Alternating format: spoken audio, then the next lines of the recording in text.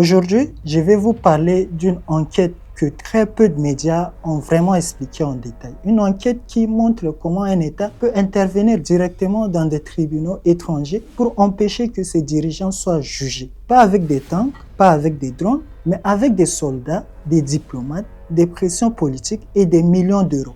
Cette enquête s'appelle Israel Files. Elle repose sur plus de 2 millions d'emails internes du ministère israélien de la Justice. Et ce qu'elle révèle est extrêmement grave. Retour en 2009, Benjamin Netanyahou revient au pouvoir avec un objectif clair, intensifier la colonisation en Cisjordanie. Mais à ce moment-là, le contexte international change. La Cour pénale internationale existe. Et certains pays européens commencent à utiliser la compétence universelle, ce principe qui permet de juger des crimes de guerre même s'ils ont été commis à l'étranger. Autrement dit, pour la première fois, des responsables israéliens risquent réellement d'être arrêtés à l'étranger. Dans les documents internes, les responsables israéliens écrivent noir sur blanc, le risque judiciaire devient stratégique. Et il faut y répondre comme à une guerre. En 2010, le gouvernement crée un service spécial au ministère de la Justice, le département des affaires spéciales. Il est dirigé par un ancien juriste militaire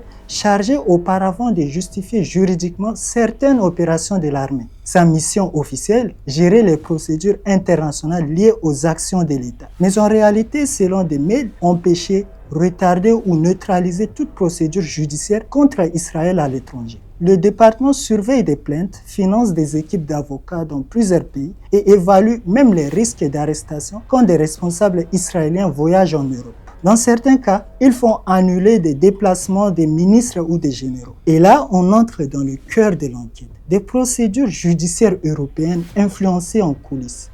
En Espagne, en 2009, une plainte vise plusieurs officiers israéliens après un bombardement à Gaza qui a tué 14 civils, dont des enfants. Le département des affaires spéciales intervient politiquement et juridiquement. Résultat, l'affaire est classée. Une entreprise néerlandaise est poursuivie pour avoir aidé à construire le mur en Cisjordanie. Là encore, pression diplomatique, intervention discrète et l'affaire disparaît. Même la Cour de justice de l'Union européenne ciblée quand elle doit décider si les produits des colonies doivent être clairement étiquetés. Le département contacte des pays amis d'Israël pour influencer les avis juridiques transmis à la Cour. Objectif, éviter une décision qui pourrait servir de base à d'autres poursuites internationales. Maintenant, écoutez bien cette histoire parce qu'elle est hallucinante. Un adolescent palestinien est grièvement blessé par un chien de l'armée israélienne. Son avocate attaque l'entreprise néerlandaise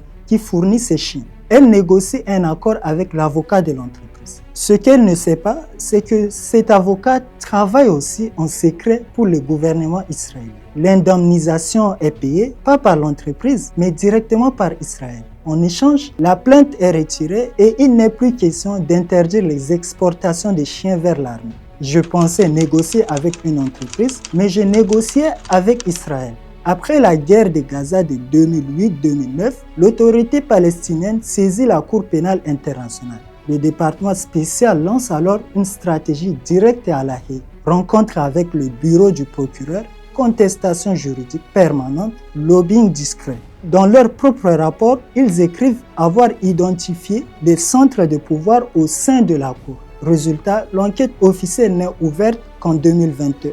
10 années de gain. Depuis le 7 octobre 2023 et la guerre à Gaza, le nombre de plaintes internationales explose. Le rôle du département devient encore plus stratégique pendant que, sur le terrain, l'armée israélienne est accusée de violations massives du droit humanitaire. Ce qui frappe dans les documents, c'est que la priorité n'est jamais d'empêcher les crimes, mais d'empêcher les poursuites. Israel Files ne dit pas seulement quelque chose sur Israël. Cette enquête dit quelque chose sur notre système judiciaire international. Elle montre à quel point la justice dépend du rapport des forces politiques et à quel point les victimes sont souvent seules face à des États organisés pour l'impunité. La vraie question maintenant, c'est combien d'autres pays utilisent les mêmes méthodes sans que personne ne le sache? Et est-ce que la justice internationale peut vraiment fonctionner tant que les plus puissants peuvent la contourner?